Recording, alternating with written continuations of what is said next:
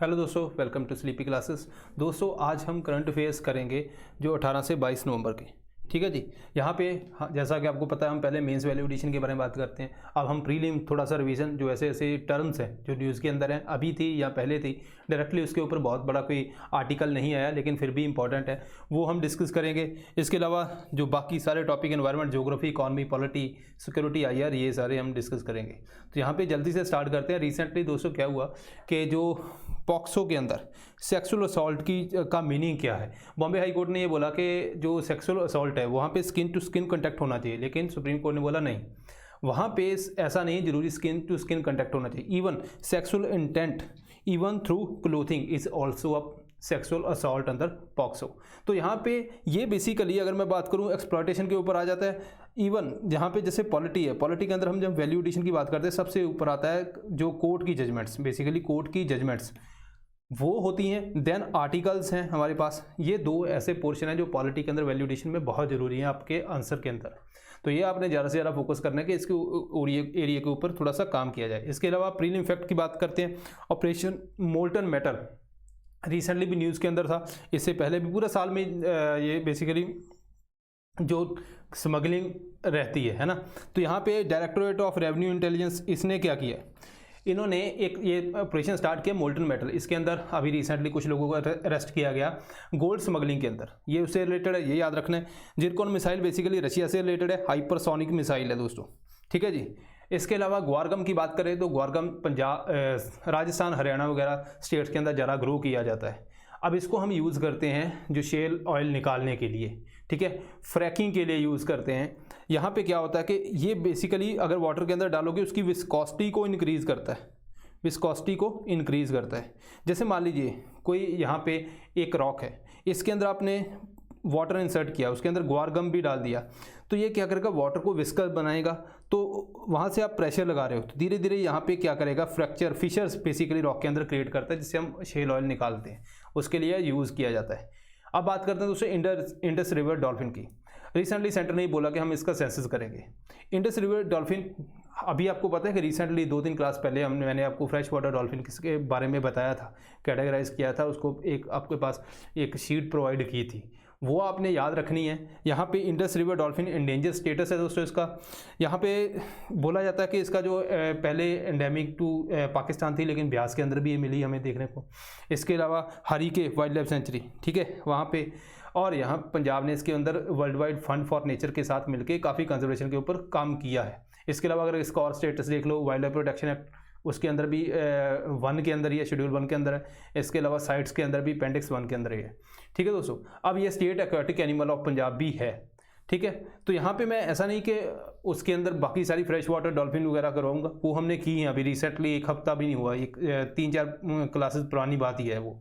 ठीक है दोस्तों। तो अब वो आपने देख लेनी है। अब इससे अलावा आगे जब आएगा तब भी हम देख लेंगे, एक बार और देख लेंगे। ठीक है जी। अब यहाँ पे पहले ये माना जाता था कि जो गंगा वाली डॉल्फिन है और जो इंडस है वो एक ही है, लेकिन बाद में अभी रिसेंटली जो कुछ फीचर के ऊपर इन्होंने बोला कि ये अलग अलग स्पीसीज़ है, ये भी बोला गया। इसके अलावा और वैल्यू एडिशन की बात करें, प्रोजेक्ट डॉल्फिन है। प्रोजेक्ट डॉल्फिन जो बेसिकली फ्रेश वाटर एंड जो सी वाटर मतलब मेराइन, दोनों को कंजर्वेशन के लिए, यूपीएससी पूछेगी ये फ्रेश वाटर डॉल्फिन के लिए ओनली है, वहाँ पे हमने गलती नहीं करनी, दोनों के लिए, बस ये याद रखना है। अब बात करते हैं दोस्तों, हम वेस्ट एशिया से ऑयल इंपोर्ट करते हैं। अब वेस्ट एशिया तो इतना अनस्टेबल है कि भाई वहाँ पे अगर स्टेबिलिटी का इशू रहती है, अगर कुछ हो गया तो कल को बंद हो जाएगा ऑयल आना, तो हम क्या करेंगे। तो रिसेंटली जैसे आपको पता है 2019 के अंदर सऊदी अरेबिया के अंदर रिफाइनरीज के ऊपर अटैक हुआ, उससे भी जो सप्लाई डिसरप्शन हुई। दूसरा, जब बहुत ज़्यादा ओपेक कंट्रीज मिलकर प्राइस बढ़ा देती हैं तो इंडिया को दिक्कत आती है ना, जैसे अभी भी आ रही है।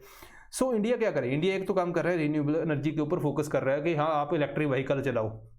दूसरा, इंडिया ने US से इंपोर्ट कर रहा है ना।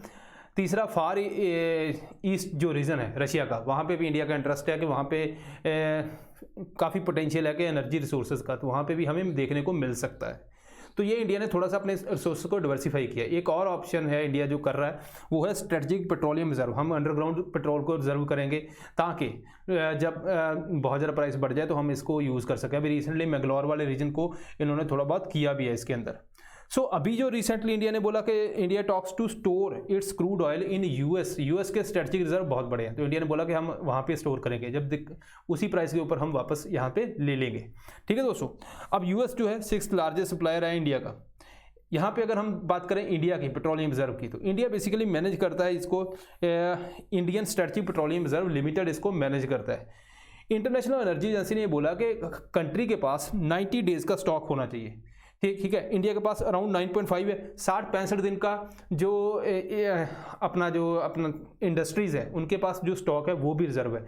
इसके अलावा जो अभी फ्यूचर के अंदर और हम कर रहे हैं तो 5-10 दिन का वो इंक्रीज हो जाएगा, तो मतलब 80-85 डेज़ का हमारे पास स्टॉक हो जाएगा, जो नियर अबाउट 90 डेज़ हो जाएगा हमारे पास।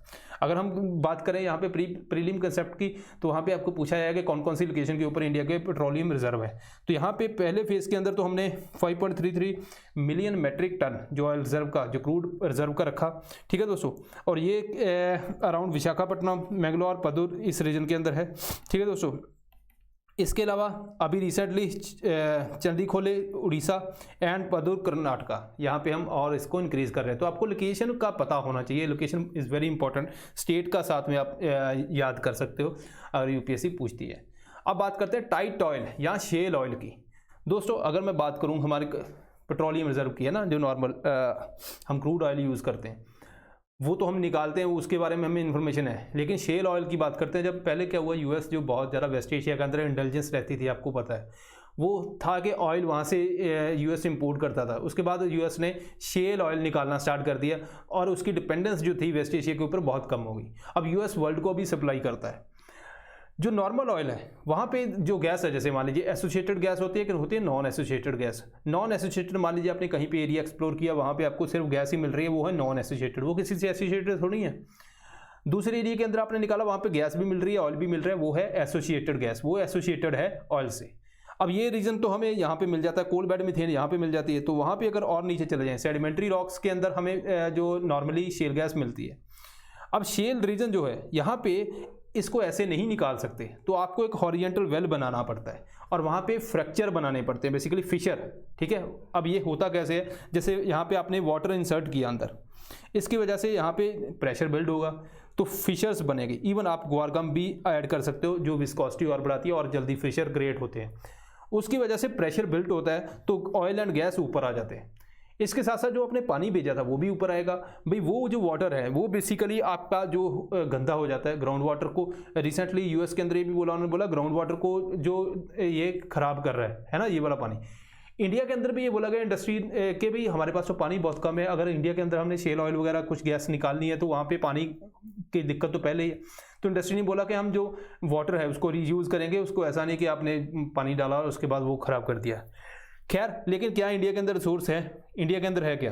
तो इंडिया के अंदर कंटेक्स्ट को देख लेते हैं। इंडिया के अंदर क्या हुआ कि जो ओएनजीसी ने एक प्रोजेक्ट स्टार्ट किया कि हम एक्सप्लोर करेंगे और कमर्शियली वाइबल कौन कौन से एरियाज़ हैं वो देखेंगे। गुजरात से लेके अगर गोदावरी, कृष्णा गोदावरी बेसिन तक, आंध्र प्रदेश तक इन्होंने देखा, एक्सप्लोर किया, काफ़ी टाइम इतना पैसा इन्वेस्ट किया, उसके बाद इन्होंने बोला कि भाई ये कमर्शियली वाइबल नहीं है, तो ऐसा इंडिया के अंदर कुछ खास नहीं है।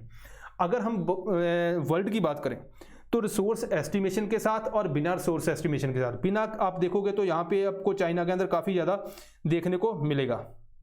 ठीक है दोस्तों, चाइना के अंदर हमें काफ़ी मिलता है, लेकिन यहाँ पे इतनी बड़ी रिसोर्स एस्टिमेशन नहीं है। यूएस के अंदर भी काफ़ी अच्छा रिसोर्स है, तो इंडिया के अंदर मैंने बता दिया कि कुछ बहुत बड़ा यहाँ पे है नहीं, कोई मिला नहीं।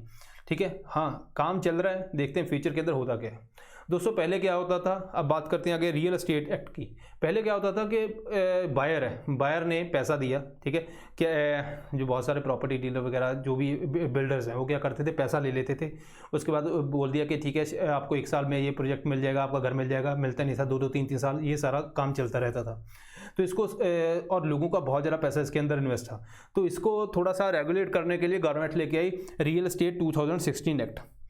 उसके बाद स्टेट्स ने अपने हिसाब से उसको इम्प्लीमेंट किया। स्टेट्स ने क्या किया, जब ये 2016 के अंदर इम्प्लीमेंट हुआ, वहाँ पे कुछ तो ऑलरेडी प्रोजेक्ट चल रहे थे, स्टेट ने उसको अलग कर दिया, उसको इससे एक्सक्लूड कर दिया कि आपके ऊपर एप्लीकेबल नहीं है, क्योंकि इसके अंदर रजिस्ट्रेशन वगैरह काफ़ी ज़्यादा स्ट्रिक्टनेस है, तो स्टेट ने उसको एक्सक्लूड कर दिया।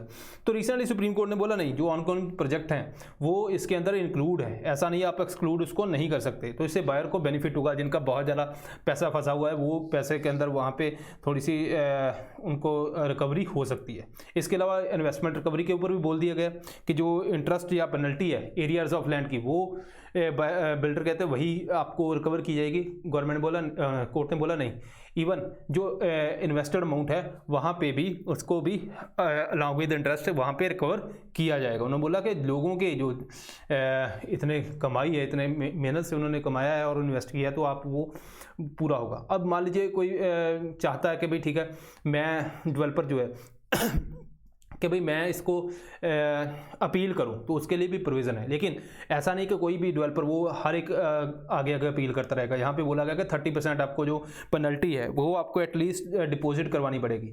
इससे ये है कि जो ऐसे डेवलपर्स हैं जो ऐसे ही मतलब टाइम पास के लिए आपने आगे अपील कर दी, लोगों को बोला कि भाई अपील हुई पड़ी है, जब फैसला आएगा देखेंगे, वो सारा काम थोड़ा सा कम करने के लिए सिर्फ जेन्युइन अपील जाएँ, ये काम किया।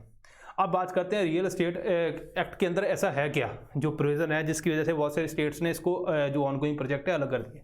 इसके अंदर एक बोला गया स्टेट को कि स्टेट लेवल के ऊपर आपको रियल एस्टेट अथॉरिटी बनानी है। ये अथॉरिटी क्या करेगी, ये एक डेटाबेस मेंटेन करेगी कि भाई ताकि थोड़ी सी ट्रांसपेरेंसी रहे, ठीक है। इसके अलावा लोगों का जो प्रमोटर्स हैं, बिल्डर्स हैं, बायर्स हैं, उनका जो इंटरेस्ट है वो उसको देखेगी कि भाई ठीक है, किसी के साथ एक्सप्लॉयटेशन किसी की ना हो। इसके अलावा अपील करने के लिए अपीलेट ट्रिब्यूनल बनेंगे। देन मैंडेटरी रजिस्ट्रेशन है, लेकिन सारे केसेस के अंदर नहीं है। जो प्रोजेक्ट जिनका plot size minimum 500 square metre या 8 अपार्टमेंट है वो यहाँ पे रजिस्टर करवाएंगे।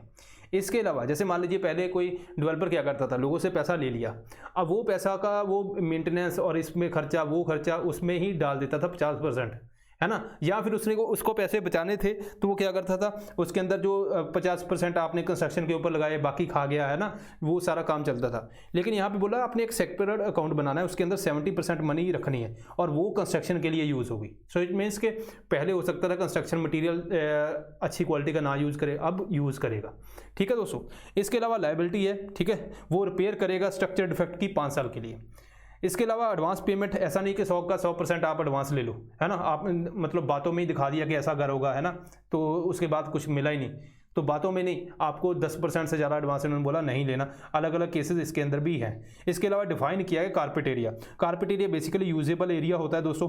यहाँ पे जैसे मान लीजिए एक्सटर्नल वॉल्स हैं, एक्सटर्नल वॉल्स जो हैं इनका एरिया एक्सक्लूड किया जाता है, ये आपने ध्यान रखना, ये एग्जाम में सीधे ही आ सकता है। और इंटरनल, आप एक्सटर्नल एरिया एक्सक्लूड कर दिया, लेकिन जो इंटरनल आप पार्टीशन घर के अंदर करते हो उसको इंक्लूड किया जाता है इसके अंदर। तो ऐसा नहीं आपने मतलब पूरा जैसे मान लीजिए एक्सटर्नल वॉल्स को और बाकी चीज़ों को इंक्लूड करके ये यहाँ पे बनाया, उसका सारा पैसा ले लिया। यूजेबल एरिया के हिसाब से आप पैसा लो, ठीक है। इसके अलावा पनिशमेंट की प्रोविज़न भी इसके अंदर ऐड ऑन की गई। इम्प्लीमेंट सारी स्टेट्स ने, जैसे वेस्ट बंगाल है उसने अपना लेजिस्लेशन बनाया है, अपना अलग से इनेक्ट किया है। तो ऐसा नहीं कि थ्रू आउट इंडिया यहाँ पे हर एक स्टेट ने इसको फुली अप्लाई किया है। कुछ ने कुछ नोटिफाई किए हैं प्रोविज़न, किसी ने अपीलेट अथॉरिटी बनाई है या नहीं बनाई, ये सारी चीज़ें हैं। तो ऐसा अगर एग्ज़ाम के अंदर आपको आता है कि थ्रू आउट इंडिया ये हर एक प्रोविज़न इसकी एप्लीकेबल है, वो नहीं है, ठीक है दोस्तों। India is largest recipient of remittances. Remittances basically जो बहुत से, अगर आप देखोगे इंडिया के अंदर भाई हमारे लोग ही इतने बाहर गए हुए हैं, है ना, तो बहुत सारी चीज़ें जो ट्रांसफ़र के कैश इन काइंड बहुत चीज़ें ट्रांसफ़र होती हैं, उसकी वजह से ये जो रिज़ल्ट आया है। अब ये वर्ल्ड बैंक ने बताया है। अब यहाँ पे जैसे माइग्रेंट गए हुए हैं बाहर, ठीक है, इकोनॉमिक रिकवरी हुई, यूएस यूरोप से पैसा आया अच्छा खासा, जो गल्फ कॉपरेशन काउंसिल है जीसीसी, ठीक है, रशिया, वहाँ पे ऑयल जो है, ऑयल के भी प्राइस बढ़े, वहाँ से भी पैसा आया, ठीक है। इसके अलावा अगर बात करें कोविड-19 के केस के अंदर ज़रूरत थी, बहुत से लोगों ने पैसा भेजा भी, है ना। तो ये सारे कारण हैं जिसकी वजह से रिमिटेंस इंडिया का इंक्रीज़ हुआ। अब रिमिटेंस के ऊपर क्वेश्चन आ सकता है आपको। ये 2 पार्ट हैं, ये this one is very very important, ठीक है। 2 पार्ट हैं, एक है पर्सनल ट्रांसफ़र, कैश या इन काइंड जो भी ट्रांसफ़र होता है। दूसरा है कंपनसेशन ऑफ एम्प्लॉइज़। अब यूपीएससी यहाँ पे सीधा नहीं पूछेगी कि इसके अंदर कंपनसेशन ऑफ एम्प्लॉइज़ इंक्लूड होती है, नहीं। 4 ऑप्शन आपको आ गए, नीचे लिखा गया रिमिटेंस के अंदर क्या इंक्लूड होता है। वहाँ पे लिखा टेम्परेरी माइग्रेंट की जो सैलरी है वो इंक्लूड होती है, तो वहाँ पे आप फंस जाओगे, इसलिए इसको अपने डिटेल में पढ़ना है। टेम्परेरी ऑफ माइग्रेंट, इसके अलावा जो एम्बेसीज के अंदर काम करते हैं, देन यूएन ऑर्गेनाइजेशन के अंदर, इसके अलावा रेजिडेंट कंट्री जो फॉरेन कंपनी के अंदर काम करते हैं, तो वो भी सारी उनकी सैलरी यहाँ पे इंक्लूड होती है। अब बात करते हैं दोस्तों एमएसएमई। एमएसएमई एक छोटा सेक्टर है जहाँ पे काफ़ी जो लोगों को एम्प्लॉयमेंट मिलती है, लेकिन एमएसएमई के अंदर इशू क्या है? एमएसएमई के अंदर इशू है कि भाई इनके पास इतना पैसा नहीं है, एम्प्लॉयमेंट तो बहुत लोगों को दे रहे हैं, इतना पैसा नहीं है कि बड़े सेक्टर से कम्पीट कर पाएँ।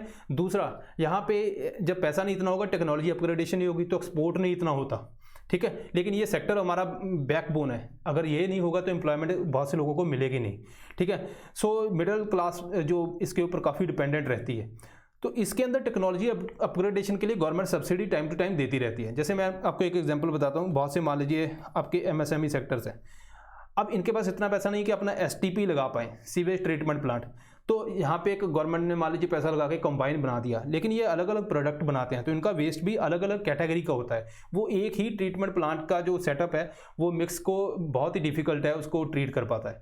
टेक्नोलॉजी के साथ साथ हमारा जब जैसे अपग्रेडेशन होगी, प्रोडक्ट की वैल्यू बढ़ेगी, प्रोडक्ट की क्वालिटी बढ़ेगी और वेस्ट जो है वो भी कम रिलीज होगा, ठीक है जी। तो यहाँ पे 25% कैपिटल सब्सिडी, प्रोक्योरमेंट जो मशीनरी और सर्विस इक्विपमेंट के लिए, SC ST MSC के लिए विदाउट एनी सेक्टर स्पेसिफिक, ठीक है, रिस्ट्रिक्शन। तो यहाँ पे कोई सेक्टर स्पेसिफिक रिस्ट्रिक्शन नहीं। इसके अलावा सर्विस सेक्टर के लिए भी ये स्कीम स्टार्ट की गई, ठीक है। खैर इससे पहले भी जो टेक्नोलॉजी अपग्रेडेशन के लिए 2000 के अंदर स्टार्ट की गई, यहाँ पे कैपिटल सब्सिडी 15%, तो यहाँ पे आपको एग्जैक्टली 15, यहाँ पे इसके 25, यहाँ कितने, ऐसा नहीं, आपने ये याद रखना है थोड़ा सा आइडिया कि हाँ ठीक है इसके अराउंड है। इसके अलावा यूपीएससी ज़्यादातर पूछते हैं कि 100% सब्सिडी, वो यहाँ पे नहीं है। किसके लिए दी जाएगी? टेक्नोलॉजी अपग्रेडेशन के लिए। पहले क्या होता था दोस्तों, एमएसएमई की क्लासिफिकेशन जो थी गवर्नमेंट ने कि माइक्रो कौन है, स्मॉल कौन है, मीडियम कौन है, सेक्टर किसको बोलेंगे, ये इन्वेस्टमेंट प्लांट और मशीनरी या इक्विपमेंट के हिसाब से करते थे। इसके बाद इन्होंने चेंज किया इन्वेस्टमेंट और टर्नओवर के हिसाब से। दूसरी बात, पहले क्या था, मैन्युफैक्चरिंग अलग और जो सर्विस सेक्टर अलग अलग होता था। जैसे यहाँ पे मैन्युफैक्चरिंग की अलग अलग क्वालिफिकेशन क्राइटेरिया और सर्विस की अलग, ये भी गवर्नमेंट ने इकट्ठी कर दी, ठीक है, और इसको टर्नओवर के हिसाब से रख दिया। अब ऐसा गवर्नमेंट ने किया क्यों? गवर्नमेंट ने ये किया, जैसे मान लीजिए अब एमएसएमई को बहुत सारा पैसा मिलता था, पैसा इन द सेंस की सब्सिडी मिली, बहुत सी स्कीम्स चलती थी जिससे बेनिफिट होता था। अगर मान लीजिए कोई मीडियम के अंदर है, अब यहाँ पे मीडियम से अब लेस देन 10 करोड़ इन्वेस्टमेंट है, वो 15 करोड़ इन्वेस्टमेंट उसकी होगी, ठीक है, तो क्या होगा, यहाँ पे वो इससे बाहर हो जाएगा। जब बाहर होगा तो उसकी जो भी स्कीम गवर्नमेंट की मिल रही थी, जो बेनिफिट मिल रहे थे, वो चले जाते थे। इसीलिए वो ज़्यादा ग्रो नहीं करता था। वो कहता यार यहीं पे ठीक है, बेनिफिट मिल रहे हैं, या कुछ ऐसी माल प्रैक्टिसेस करता था कि पता नहीं चलता था, ठीक है। तो गवर्नमेंट ने बोला नहीं, इनको ग्रो करना चाहिए, तो गवर्नमेंट ने यहाँ पे इन्वेस्टमेंट को भी बढ़ा दिया, लेस देन 20 करोड़ कर दिया, ठीक है। तो अब थोड़ा सा और ग्रो करने के उनको बेनिफिट मिल गया। तो ये सारा इस कारण था गवर्नमेंट ने। इसके अलावा सिंप्लीफाई किया गया, पहले कॉम्प्लिकेशंस काफ़ी आती थी तो जिसकी वजह से ये सारा काम किया गया। अब बात करते हैं दोस्तों एसर 2021 सर्वे की। अगर आपको याद है तो कोविड टाइम के ऊपर हमने ये पढ़ा था कि भाई जब प्राइवेट स्कूल से बहुत से स्टूडेंट गवर्नमेंट स्कूल को शिफ्ट कर गए, लोगों घर के पास पैसा ही नहीं है, घर वालों के पास, है ना। इसके अलावा एक और फैक्टर हमने पढ़ा था कि भाई मेल चाइल्ड है, फीमेल चाइल्ड है, तो अगर दोनों में से एक को स्कूल में रखना है, दूसरे को निकालना है, तो फीमेल चाइल्ड को घर वाले निकाल देते थे क्योंकि वो प्रेफरेंस देते थे मेल चाइल्ड को। अब यहाँ पे इसने वही चीज़ें बोली हैं, बहुत डिटेल में इसमें नहीं जाना, हाँ, लेकिन एक या दो फैक्टर जो हैं, जो स्टेटमेंट्स हैं जो आप यूज़ कर सकते हो अपने मेंस के लिए, वो आप याद रखोगे। यहाँ पे जैसे है क्लियर शिफ्ट है कि भाई प्राइवेट से गवर्नमेंट स्कूल। दूसरा, पुअर फैमिली की जो ट्यूशन के ऊपर डिपेंडेंसी है वो बढ़ गई। कितनी ट्यूशन के ऊपर बढ़ी, यहाँ पे डेटा भी दिया है। 1 in 3 चिल्ड्रन जो क्लास 1 एंड 2 है, उन्होंने कभी फिजिकल क्लास अटेंड नहीं की। इसके अलावा टीचर्स जो थे उन्होंने ये बोला कि student unable to catch up, ये एक मेजर प्रॉब्लम आ गई, ठीक है जी। तो ये सारी कुछ चीज़ें हैं, यहाँ पे इसके ऊपर फोकस कर सकते हो आप। इसको आपने ये this is very important in context of mains. जब आप मेंस का आंसर लिख रहे हो, इवन ऐसे एजुकेशन के ऊपर ऐसे आता, तो इसको आप बहुत अच्छे से यूज़ कर सकते हो और अच्छे मार्क्स मिलेंगे, ठीक है। जैसे स्मार्टफोन है, सुप्रीम कोर्ट ने रिसेंटली बोला था कि डिजिटल डिवाइड जो एक ऐसी चीज़ है जो एक और इनइक्वालिटी क्रिएट कर रही है इंडिया के अंदर, कि भाई जो गरीब है उनके पास स्मार्टफोन भी नहीं है। पहले तो वो गरीब था, वो स्कूल के अंदर जाके पढ़ लेता था, अब उसके डिपेंडेंसी स्मार्टफोन के ऊपर होगी। वहाँ पे नेट नहीं आ रहा या गरीब है तो उसके पास स्मार्टफोन नहीं है, तो ये एक और जो डाइवर्जेंस क्रिएट होगी। इसके अलावा चैलेंजेस फेस्ड बाय टीचर, ठीक है, ये आप वहाँ पे मेंशन कर सकते हो। कि एक आधा डेटा आपने देख लिया। इसके अलावा फैमिली मेम्बर से कितनी हेल्प मिल रही है, जैसे वैल्यू के ऊपर क्वेश्चन आता है, मॉरल्स के ऊपर क्वेश्चन आता है पेपर 4 के अंदर के भाई इंपॉर्टेंस ऑफ पेरेंट्स, है ना, कि इन वैल्यू बिल्डिंग या ऑफ चाइल्ड। तो वहाँ पे आपको ये डेटा यूज़ कर सकते हो कि भाई पेरेंट्स कितना जो उसकी हेल्प कर पा रहे हैं। तो डिपेंड करते हैं अलग अलग तरीके से। हाँ, प्री के लिए इंपॉर्टेंट क्या है, आपको एसर और नेशनल अचीवमेंट सर्वे NAS, इनके बीच में थोड़ा सा डिफरेंस पता होना चाहिए। एसर बेसिकली NGO प्रथम रिलीज़ करती है और वो जो NAS है वो NCERT रिलीज़ करती है। यहाँ पे एसर क्या करता है, घर घर जाके बच्चों से पूछता है क्वेश्चन। जैसे 3rd क्लास का उसको पूछा, 3rd क्लास का कुछ आता है, पढ़ाया, उसको नहीं पता, रीडिंग स्किल वगैरह चेक की। सेकेंड 1st क्लास का पूछा, है ना, तो ये सारी चीज़ें पूछ लेते हैं कि भाई हाँ कितनी रीडिंग स्किल है 3rd क्लास के बच्चों की, ये वो सारा अलग अलग क्लासेस वाइज अलग अलग ये इनका टारगेट रहता है। जो NCERT वो स्कूल बेस्ड है। NCERT क्या करती है, आपको सब्जेक्ट वाइज पूछती है, हाल एक ग्रेड लेवल कॉम्पिटेंसी चेक करती है। सब्जेक्ट वाइज इंग्लिश का पूछ लिया, आपको मैथमेटिक्स का पूछ लिया कि हाँ इसके बारे में क्या पता है। तो ये सारी चीज़ें हैं जो बेसिकली टेस्ट बेस्ड ये सर्वे होता है NAS, ठीक है। यहाँ पे आपको थोड़ा सा डिफरेंस पता होना चाहिए। स्मार्ट पुलिसिंग इंडेक्स 2021, दोस्तों लोगों का पुलिस के ऊपर कितना ट्रस्ट है ये सब चेक करता है इंडियन पुलिस फाउंडेशन। इसने बोला बिहार एंड यूपी की पुलिस जो है उसके ऊपर उसका जो लोएस्ट रैंक है, तो मतलब लोगों का इतना ट्रस्ट नहीं है पब्लिक का।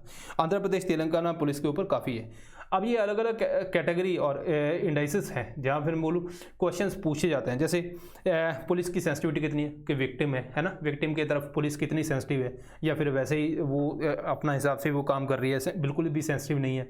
इसके अलावा रिस्पॉन्सिवनेस कितनी है ना। इसके अलावा अगर बात करें वैल्यू बेस्ड इंडिकेटर्स हैं, ठीक है, पुलिस की इंटीग्रिटी ऑनेस्टी कितनी है उसके अंदर, ठीक है दोस्तों, ये ट्रस्ट कितना है, ये सारे फैक्टर्स हैं जो इसको लेके ये परसेप्शन क्रिएट की जाती है।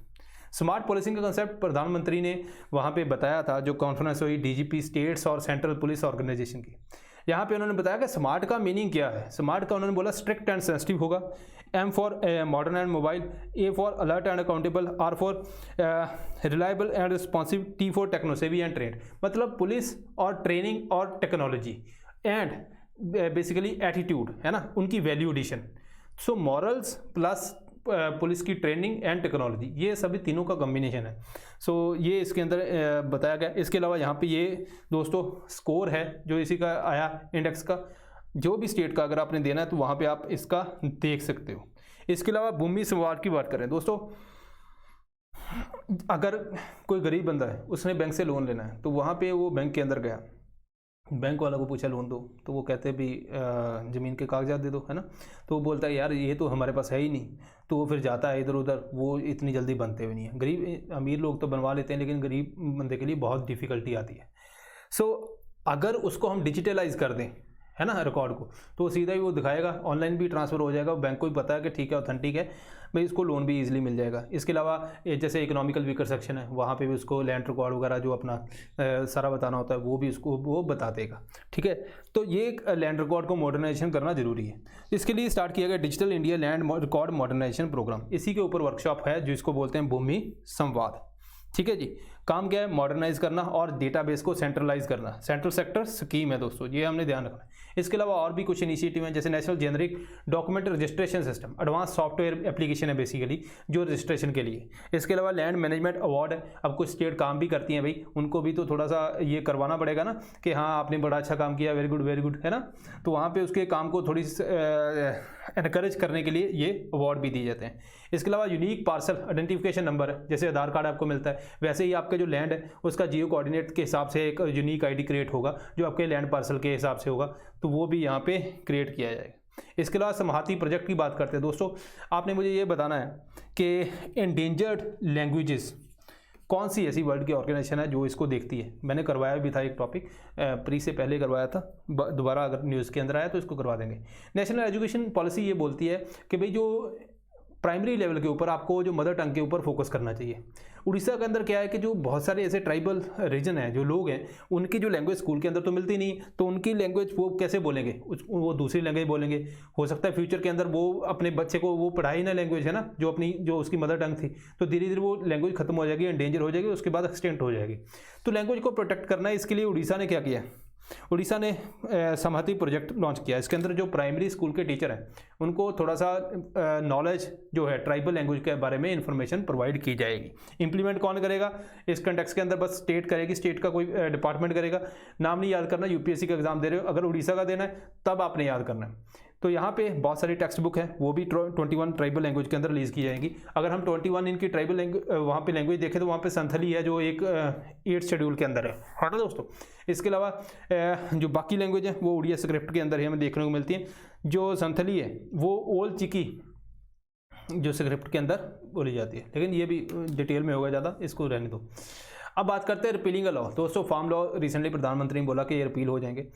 तो यहाँ पे हमें ध्यान रखना है कि जैसे पार्लियामेंट के अंदर जब लॉ पास करते हैं या तो गवर्नमेंट क्या करती है ऑर्डिनेंस पास कर देती है, उसके बाद पार्लियामेंट में ले जाके पास करवाती है। हुआ ठीक है, नहीं तो दोबारा रीप्रमलगेशन हो जाती है जो कोर्ट क्रिटिसाइज करते हैं टाइम टू टाइम। एक तो ये तरीका, दूसरा पार्लियामेंट में सीधा जाओ पास करवाओ जैसे, और उसके बाद प्रेसिडेंट ने साइन किए और ये पास हो गया, है ना। एक तो ये तरीका है। उसके बाद एंड करने का क्या तरीका है? एंड करने के तो पार्लियामेंट के थ्रू पास होगा, प्रेसिडेंट साइन करेंगे, एंड हो गया।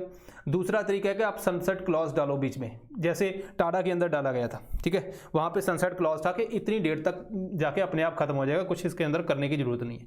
ये दो तरीके हैं। आर्टिकल 245 यहाँ पे लॉ बनाने की और वहाँ पे जो रिपील करने की पावर प्रोवाइड करता है। प्रोसेस ऑफ रिपीलिंग मैंने आपको बता दिया है कौन कौन सा प्रोसीजर है जिससे हो सकता है। Bribery risk matrix index. दोस्तों मान लीजिए मैंने कोई कंपनी किसी कंट्री के अंदर खोलनी है, अब मुझे लगेगा भाई मुझे बहुत सारे अप्रूवल चाहिए। अब उन अप्रूवल के लिए क्या क्या रिश्वत है, कहाँ कहाँ पे चलती है, ये सारा मुझे देखना पड़ेगा, तभी मैं इन्वेस्ट करूँगा, अदरवाइज़ क्यों जाऊँगा। यही चेक करते हैं कि जो ब्राइबरी रिस्क है कंट्रीज़ के अंदर वो कितना है। ये करती है ट्रेस, जो anti bribery standard setting organisation है। इसने बोला कि इंडिया का जो पहले 77 था जो रैंक, अब 82, तो मतलब फिसल गया है 5 स्टेज। बाकी पाकिस्तान वगैरह से हमारा अच्छा है, लेकिन भूटान से थोड़ा सा नीचे है, ठीक है। टॉप की जो लोएस्ट रिस्क है जिन कंट्री के अंदर वो है डेनमार्क वगैरह, नॉर्वे, फिनलैंड, इनके रिजर्व भी होते हैं सारे, ठीक है दोस्तों। अब यहाँ पे 194 कंट्रीज़ हैं जिनका ये देखा जाता है। यहाँ पे देखा जाता है कि गवर्नमेंट ने क्या एफर्ट किया है, उसके ऊपर लेजिस्लेशन क्या है एंटी ब्राइबरी। इसके अलावा सिविल सोसाइटी NGOs उनकी अवेयरनेस कितनी है इसके बारे में, मीडिया की अवेयरनेस कितनी है, अलग अलग इंडिकेटर को लेके ये बनाया जाता है। दोस्तों अगर बात करें अब हम स्विच 1.0 UAV MR20 ड्रोन की, रिसेंटली आर्मी को ये प्रधानमंत्री ने दी है। यहाँ पे जैसे अपना चाइना के साथ बॉर्डर ऐसा है, लद्दाख रीजन भी है ना, वहाँ पे बहुत ज़्यादा डिफ़िकल्ट टेरेन है। सोल्जर जाएंगे तो उनकी लाइफ का लॉस हो सकता है और कॉस्ट बहुत जाती है। तो इसके लिए हम ड्रोन का यूज़ करते हैं कि ठीक है, सर्वेलेंस के लिए भी ठीक है ना, और जो ज़िंदगियाँ भी बचती हैं, तो उन सभी के लिए ये ज़रूरी है। उसके लिए टेक्नोलॉजी इसके ऊपर हम काफ़ी ज़्यादा डेवलप कर रहे हैं। तो यहाँ पे एक है अनमैन्ड एरियल व्हीकल स्विच 1.0, जो एक कंपनी है आइडिया फॉर्स टेक्नोलॉजी ने बनाया है, ठीक है। 1.5 से 2 घंटे तक ये उड़ सकता है, इसकी कैपेबिलिटी है। तो एक तो सर्वेलेंस के लिए भी काफ़ी अच्छा काम आएगा। इसके अलावा MR20 ड्रोन है, ये लोड वगैरह को लेके 20 kg तक एक जगह से दूसरी जगह, जैसे फूड प्रोवाइड करना है ना, वो सारा चीज़ें हैं जो वेपन वगैरह हैं, वो सब ये ट्रांसफ़र कर सकता है। तो ये अलग अलग है, आगे फ्यूचर में देखेंगे इनके यूजेस क्या क्या गवर्नमेंट और क्या करती है। सिडनी डायलॉग की बात करते हैं दोस्तों। प्रधानमंत्री ने रिसेंटली एड्रेस किया सिडनी डायलॉग को। UPSC सीधा पूछती है सिडनी डायलॉग है क्या। उससे पहले ये देख लें प्रधानमंत्री ने बोला क्या। प्रधानमंत्री ने ये बोला क्रिप्टो करेंसी जो है वो आपको गलत हाथों में पड़ने नहीं चाहिए। क्रिप्टो करेंसी का फ़र्क इशू क्या है, जैसे मान लीजिए A पर्सन है, उसने B को पैसा भेजना है। अब यहाँ पे लीगल तरीके से भेजेगा, टैक्स वगैरह काफ़ी जाएगा, तो A क्या करता है, C को पैसा दे देता है। यहाँ पे C का जो रिलेटिव है वो D इसी कंट्री में बैठा हुआ है, D इसको यहाँ पे दे देता है, हवाला सिस्टम चलता रहता है। अब इसको हम ट्रेस करने की कोशिश करते हैं, है ना। तो लेकिन अब क्रिप्टो करेंसी से तो मामला ही बिगड़ गया। A क्या करेगा, यहाँ पे किसी को मान लीजिए 10 करोड़ रुपया इसने दिया, पर्सन है X, उस पर्सन से इसने क्रिप्टो इवन मतलब ऑनलाइन ही खरीद लेगा, किसी को देने की जरूरत नहीं। लेट सपोज ऑनलाइन इसने 10 करोड़ की क्या किया, क्रिप्टो करेंसी खरीद ली। ये क्रिप्टो करेंसी इधर B को ट्रांसफ़र कर देगा, B यहाँ से क्रिप्टो करेंसी से बेच के पैसा ले लेगा। सो बेसिकली यहाँ पे कोई ट्रेसिंग ही नहीं है। तो बहुत सारा जो पैसा है वो टेररिस्ट ऑर्गेनाइजेशन वगैरह इसका यूज़ कर सकते हैं, क्रिप्टो करेंसी का कर भी रही होंगी, पता नहीं। तो ये एक तो ये बोला गया, कंसर्न शो किया। इसके अलावा स्पेस सेक्टर के ऊपर उन्होंने बोला प्राइवेट इन्वेस्टमेंट हम कर रहे हैं इन स्पेस से लेके, है ना। हम काफ़ी ज़्यादा ऑर्गेनाइजेशन भी हैं जो एफर्ट कर रही हैं कि हम प्राइवेट सेक्टर को इंक्लूड करें, क्योंकि स्पेस एक्स वगैरह US के अंदर वो काफ़ी काम कर रही हैं। अच्छा, इसके अलावा डिजिटल रेवोल्यूशन के बारे में बोला गया। दैन प्रधानमंत्री बोला इंडस्ट्री सर्विस सेक्टर को, एग्रीकल्चर, यहाँ पे हमारी जगह काफ़ी ज़्यादा डिजिटल ट्रांसफॉर्मेशन हो चुकी है। ठीक है जी। अब यहाँ पे सिडनी डायलॉग क्या है, ऑस्ट्रेलियन स्ट्रेटेजिक पॉलिसी इंस्टीट्यूट है, उसकी जो बेसिकली इनिशिएटिव है यहाँ पे किससे रिलेटेड है, साइबर एंड क्रिटिकल टेक्नोलॉजी से। आपको यही याद रखना है बस, साइबर एंड क्रिटिकल इंफ्रास्ट्रक्चर के ऊपर UPSC last to last year question आ चुका है, तो वहाँ पे पूछा गया क्रिटिकल इंफ्रास्ट्रक्चर का मीनिंग है, तो वहाँ पे ये आंसर था।